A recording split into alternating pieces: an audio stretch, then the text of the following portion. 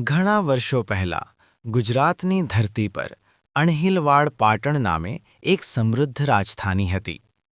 આ નગરમાં સોલંકી વંશના એક યુવાન રાજા રાજ્ય કરતા હતા, જેમનું નામ હતું સિદ્ધરાજ જયસિંહ.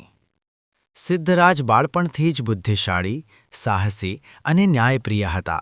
રાજ્યનો ભાર તેમના ખભા પર આવતાં જ તેમણે મનમાં એક દૃઢ સંકલ્પ કર્યો: મારું રાજ્ય શક્તિશાળી પણ બનશે અને પ્રજા સુખી પણ રહેશે.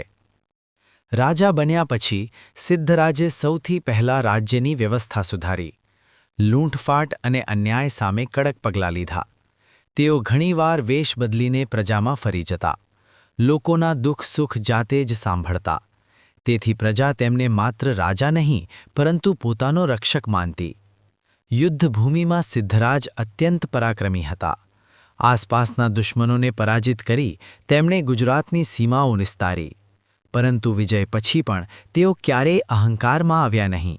વિજયને તેમણે પ્રજાના કલ્યાણ માટે વાપર્યો.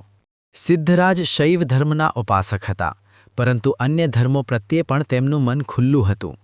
જૈન, બૌદ્ધ અને અન્ય ધર્મના વિદ્વાનોને પણ તેમણે દરબારમાં સન્માન આપ્યું.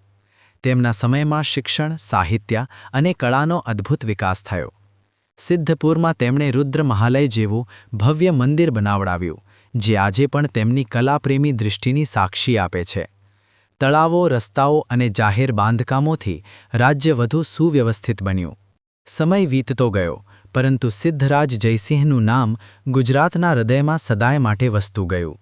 તેમના શાસનકાળને લોકો આજે પણ ગુજરાતનો સુવર્ણ યુગ કહે છે, કારણ કે ત્યાં શક્તિ સાથે ન્યાય હતો, વિજય સાથે કરુણા હતી અને રાજા સાથે માનવતા હતી. શૈક્ષણિક, ધાર્મિક અને જાણવા જેવી બાબતો જોવા પાઠક સાહેબની આ વિડિયો ચેનલને લાઇક આપવાનું ભૂલતા નહીં.